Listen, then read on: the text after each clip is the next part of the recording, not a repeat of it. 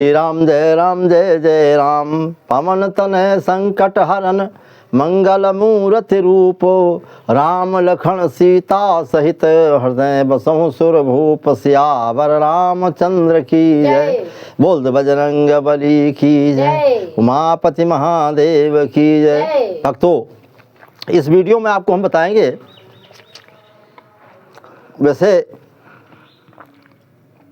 जितने देवता थे, देवताओं को रावण ने अपने यहाँ बंदी कर दिया था, उनसे नौकरी करवाता था। सूर्य देवता, चंद्रमा, पवन देवता, वरुण देवता, कुबेर, धनधारी, अग्नि, काल, जमराज, इनके ऊपर अधिकार किए था रावण। रवि शशि पवन वरुण धनधारी, अब अग्नि काल जम सब अधिकारी। भक्तों, पवन देवता हिंदुओं के प्रतिष्ठित मान्य देवता माने जाते हैं। महाभारत में भीम इन्हीं के अंश से उत्पन्न थे, पवन देवता के। अंजनी पुत्र हनुमान को भी पवन सुत कहा गया है। हनुमान जी पवन देवता के औरस पुत्र हैं।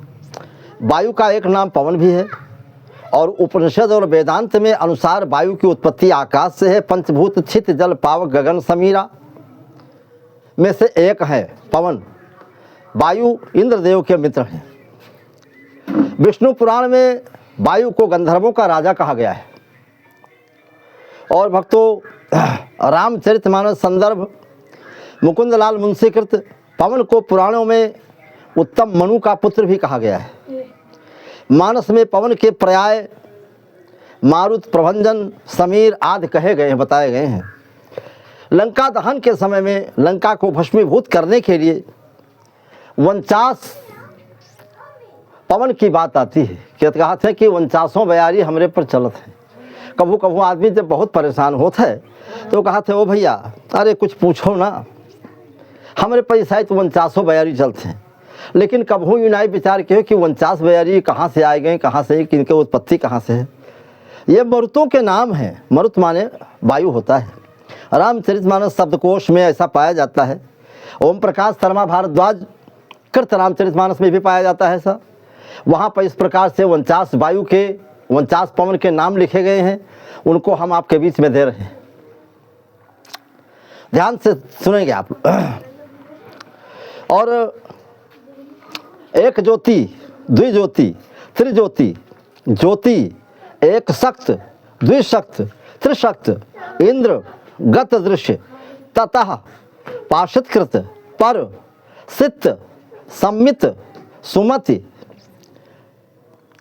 अरिततिक्ष, अरिक्षित, सत्यजित, सुषेण, शैलजित, अतिमित्र, अंगमित्र, पूर्वमित्र, अपराजित, ऋतु, ऋतवाह, धर्ता, धरण, ध्रुव, विदारण, देवदेव, ईदक्ष, अपक्ष, वृत्तिन, असदृश, समर, धाता, दुर्म, धीति, भीम, अभियुक्त, आयात, शह, अथवाश, दुति, द्यपु, अन्याय, अनाय, अथवाश, काम और जय, अंत में विराट। इस तरह से 49 पवन कहे गए हैं।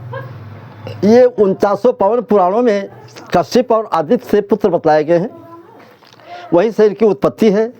और इनके सौतेले भाई इंद्र भी हैं।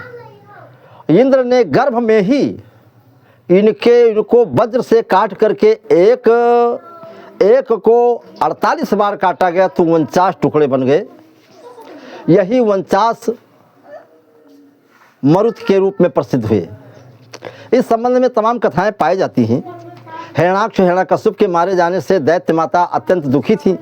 उन्हें ज्ञात था कि 2 पुत्र इंद्र के कारण ही, वो पुत्र मेरे जो है इंद्र के कारण ही मारे गए हैं, हिरण्याक्ष और हिरण्यकश्यप। दैत्य माता दिति ने कश्यप को प्रसन्न करने के लिए पुत्र चाहा तो इंद्र का वध कर सके, परंतु महर्षि अपने ही पुत्र का वध कैसे स्वीकार करते। उन्होंने दिति को पुंसवन व्रत का आदेश दिया। ये देख करके इंद्र की चिंता बढ़ गई और माता मेरे ही वधार्थ व्रत कर रही है। सो इंद्र व्रत में लगी दिति की सेवा करने लगे और व्रत भंग करने का अवसर पा करके खोजने लगे। एक दिन थकी हुई दिति संध्या काल में सो गई और इंद्र ने अवसर पा करके दिति के गर्भ में जो गर्भ था उसको वज्र से 48 खंड किए, जो 48 खंड करने पर 49 टुकड़ों में विभाजित हो गए। और जब 49 टुकड़ों में विभाजित हो जाते हैं, कल्प भेद से, कल्पों के हिसाब से मरुतों को रुद्र और विष्णु का पुत्र भी कहा जाता है।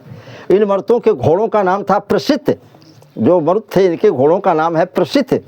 विस्तार से देखना हो तो रामचरितमानस शब्दकोश देखें अथवा संक्षिप्त रामायण प्रमाण वार्षिक कल्याण जनवरी 1950 देखें या फिर हिंदू संस्कृत अंक में अवलोकित करें, देखें, इन जगह पे आपको मिलेगा।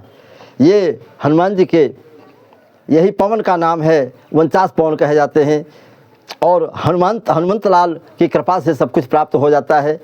पवन तनय संकट हरण मंगल मूर्ति रूप राम लखन सीता सहित हृदय बसों सुरभूप सियावर रामचंद्र की जय।